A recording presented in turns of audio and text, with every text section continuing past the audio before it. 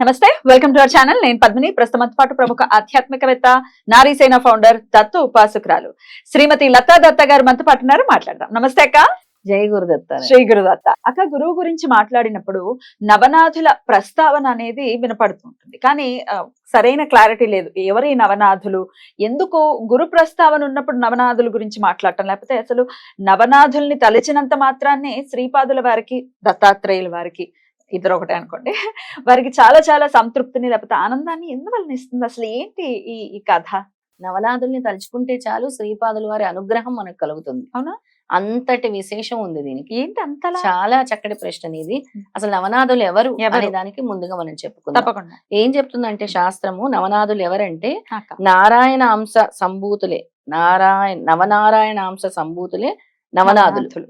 వారు శ్రీపాద శ్రీవల్లభ ఆజ్ఞ మేరకు, శ్రీకృష్ణ అవతారంలో చేసిన ఆజ్ఞ మేరకు భూమి మీద అవతరించారు.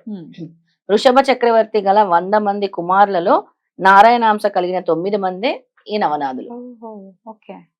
వృషభ చక్రవర్తికి 100 మంది కుమారులలో అందులో 9 మంది మాత్రము ఈ నారాయణ అంశతో పుట్టిన సంభూతులే ఈ నవనాథులు.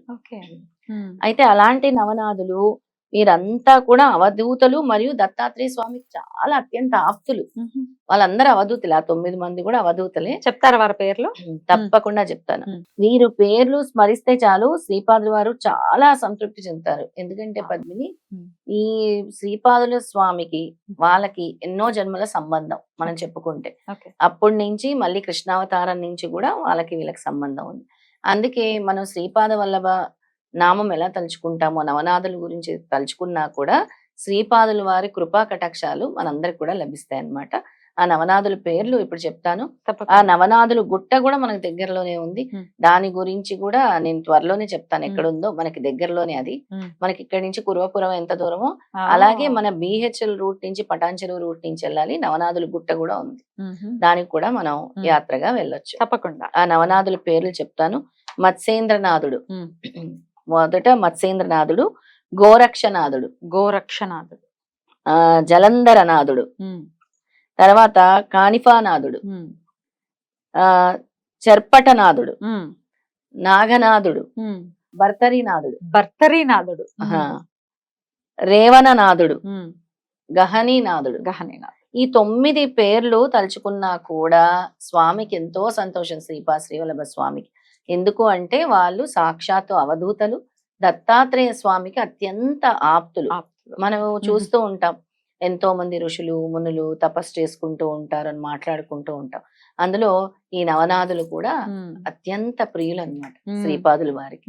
అందుకే ఈ నవనాథుల్ని కూడా ఈ దత్త పరంపరలో ఉండే వాళ్ళు గాని, దత్త భక్తులు గాని అందరూ కూడా నవనాథుల్ని తలుచుకోవాలి, నవనాథుల పేర్లు స్మరించాలి. అప్పుడే దత్తాత్రేయ స్వామి వారి అనుగ్రహం గాని, శ్రీపాదుల వారి స్వామి అనుగ్రహం గాని మనకు కలుగుతుంది. అద్భుతం, అద్భుతం.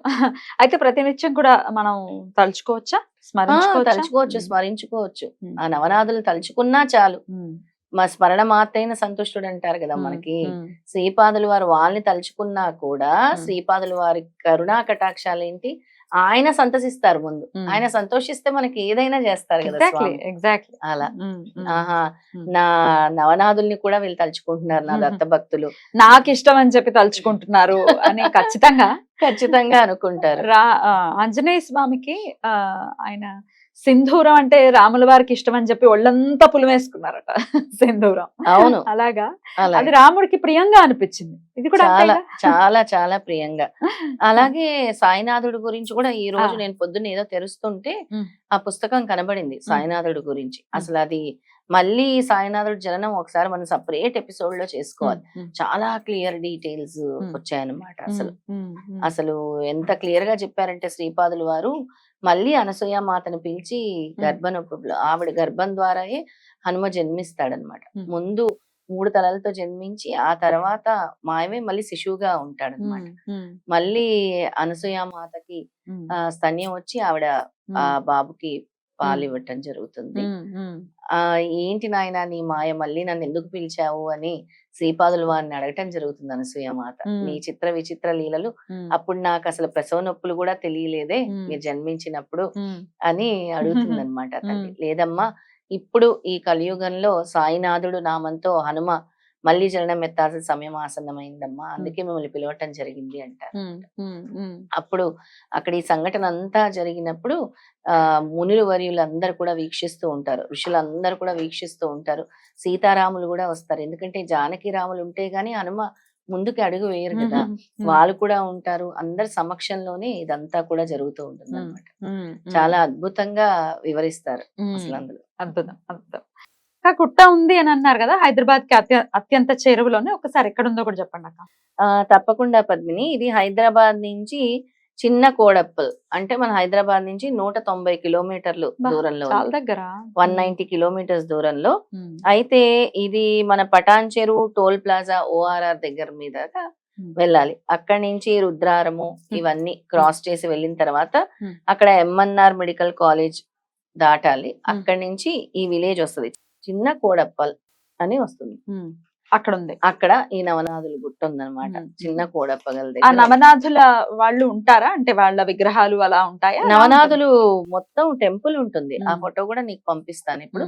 మొత్తం నవనాథులు ఎలాగ ఉన్నారో, నవనాథులు సిద్ధుల గుట్ట అంటారు దాన్ని. అంటే నవనాథులు అక్కడ తపస్సు చేసిన చోటు.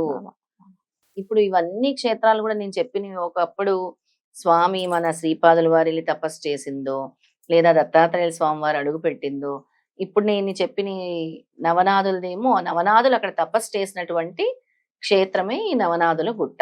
ఆ నవనాథులు 9 మంది కూడా అక్కడ కూర్చొని తపస్సు ఆచరించారు అందులో అన్నమాట. నవనాథ సిద్ధుల గుట్టపై మత్స్యేంద్రనాథుడు ప్రతిష్ఠించిన శివలింగం కూడా ఉంటుంది.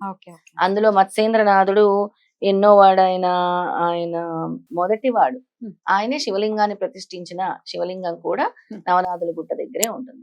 ఆ నవనాథులు ఉంటారు, ఈశ్వరుడు కూడా అక్కడే ఉంటారు అన్నమాట. రైట్. వెళ్ళాలి అనుకునే వాళ్ళు, హైదరాబాద్ పరిసర ప్రాంతాల్లో ఉన్న వాళ్ళకి అత్యంత చేరువలోనే ఉంది కాబట్టి ఇవన్నీ ఎక్కడికెక్కడికో పరుగులు తీసేస్తూ ఉంటాం కదా. మన దగ్గరలోనే ఉంది అని అంటే ఒకంత. ఇప్పుడు పిఠాపురం చూడండి, అసలు స్వామి అక్కడ స్వయంగా అక్కడే పుట్టారు, అక్కడ జననం తీసుకున్నారు. అక్కడ ఉన్నటువంటి డెవలప్మెంట్ ఏంటి, గానగాపురంలో ఉన్నటువంటి డెవలప్మెంట్ ఏంటి కదా. In fact Narasimha Saraswati second incarnation Sripada శ్రీవల్లభులు. అసలు శ్రీపాద శ్రీవల్లభులు చాలా ప్రేమ వాత్సల్యంతో ఉండేవారట. కానీ నా తర్వాత జన్మలో అంత ప్రేమగా ఉండవు, నేను కొంచెం కఠినంగా ఉంటారా, కఠినంగా వ్యవహరిస్తానని చెప్పి అక్కడ వచ్చిందని బాధ ఏం కాదు, ఏదో పబ్లిసిటీలో లేకపోతే అక్కడ డెవలప్ అయిందని కాదు. అరే మన దగ్గరలో ఉంది మన తెలుగు వాళ్ళు, అసలు మన తెలుగు వాళ్ళు వెళ్తేనే డెవలప్ అవుతుంది అనేది యావత్ దేశంలో ఉన్న